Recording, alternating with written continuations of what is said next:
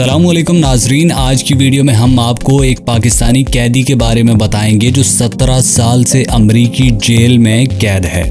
نہ ہی 17 سال میں اس پہ کوئی فرد جرم عائد کی گئی ہے اور نہ ہی اس پر کوئی مقدمہ چلایا گیا۔ یہ قیدی کون ہے، اس کا کیا کردار ہے اور اسامہ بن لادن سے ملاقات اسے کتنی مہنگی پڑی، یہ سب کچھ آپ کو اس ویڈیو میں دیکھنے کو ملے گا۔ سیف اللہ پراچا گوانتانامو بے کے سب سے بوڑھے قیدی کی اسامہ بن لادن سے ملاقات کتنی مہنگی پڑی۔ یہ 2003 میں گرمیوں کی بات ہے جب کراچی کے تاجر سیف اللہ پراچا نے امریکی بزنس مین کے ساتھ ملاقات کے لیے کراچی سے بینکاک کے لیے پرواز لی، لیکن نہ وہ کبھی اس میٹنگ میں پہنچ سکے اور نہ ہی وہ آج تک اپنے گھر لوٹے۔ سیف اللہ پراچا کو CIA نے جولائی 2003 میں بینکاک ایئرپورٹ سے حراست میں لیا، جس کے بعد افغانستان کے بگرام ایئر بیس پر منتقل کیا گیا، جہاں انہیں بتایا گیا کہ انہیں القاعدہ کو معاونت فراہم کرنے کے الزام میں گرفتار کیا گیا ہے۔ حراست میں لیے جانے کے بعد ستمبر 2004 تک سیف اللہ پراچا کو افغانستان میں بگرام کے فضائی اڈے پر واقع حراستی مرکز میں قید رکھا گیا اور پھر گوانتانامو بے کی امریکی جیل منتقل کر دیا گیا، جہاں وہ 17 سال تک قید میں رہنے والے واحد قیدی تھے جن پر نہ تو کوئی فرد جرم عائد کی گئی اور نہ ہی ان پر کوئی مقدمہ چلایا گیا۔ سیف اللہ گوانتانامو بے کے سب سے پرانے بلکہ سب سے عمر رسیدہ قیدی بھی ہیں،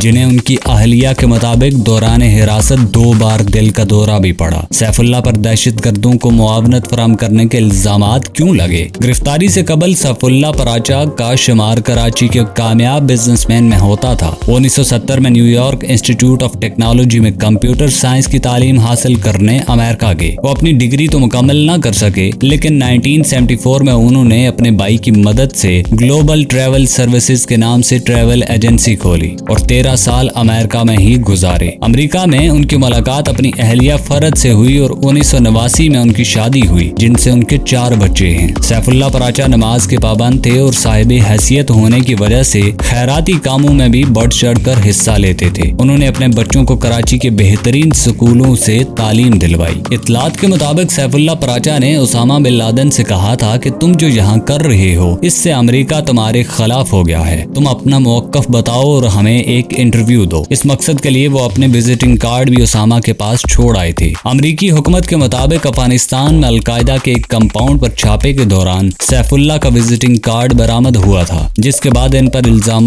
عائد کیا گیا۔ انہوں نے اسامہ کو پاکستان میں اپنے نشریاتی بزنس پر القاعدہ کے پروپیگنڈے کرنے کی پیشکش کی تھی۔ گوانتانامو بے ٹریبیونل کے سامنے دیے گئے اپنے بیان میں پراچا نے اعتراف کیا کہ وہ دسمبر 1999 اور جنوری 2000 میں افغانستان میں اسامہ بن لادن سے مل چکے ہیں۔ سیف اللہ کا کہنا تھا کہ انہوں نے اسامہ بن لادن کو انٹرویو کی پیشکش صرف اس لیے کی کیونکہ وہ چاہتے تھے اسلام اور دیگر مذاہب میں اختلافات کو کم کیا جا سکے۔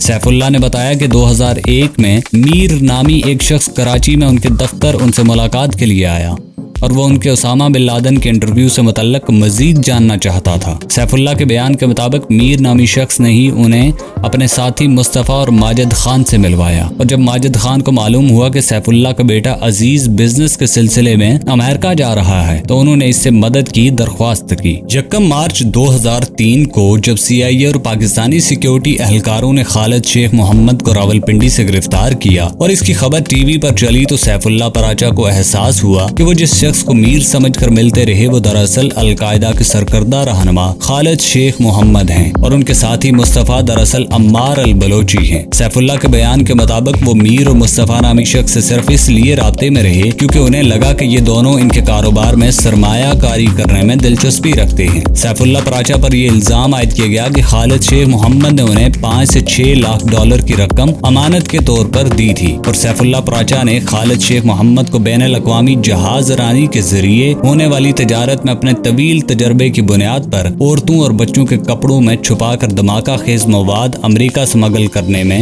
اپنی خدمات کی پیشکش کی تھی۔ تاہم سیف اللہ نے ان الزامات کی تردید کرتے ہوئے کہا کہ ایسا بالکل نہیں تھا۔ امریکی صدر باراک اوباما نے جب اپنی ذمہ داریاں سنبھالی تو انہوں نے گوانتانامو بے کو بند کرنے کا عزم ظاہر کیا تھا، جس نے گوانتانامو بے میں قید سیف اللہ جیسے متعدد قیدیوں کو رہائی کی امید دلائی۔ تاہم اپنے 8 سالہ دور دورے صدارت کے دوران اوباما اپنا وعدہ پورا نہ کر سکے اور ان کے بعد آنے والے صدر ڈونلڈ ٹرمپ نے گوانتانامو بے کو بند کرنے سے انکار کر دیا، بلکہ اس کو مزید برے افراد سے بھرنے کا ارادہ ظاہر کیا۔ بہت سے مبصرین یہ امید ظاہر کر رہے ہیں کہ صدر جو بائیڈن گوانتانامو بے میں قید بقیہ 40 قیدیوں کی رہائی کے لیے اقدامات کریں گے اور سابق صدر باراک اوباما کیا ہوا وعدہ پورا کریں گے۔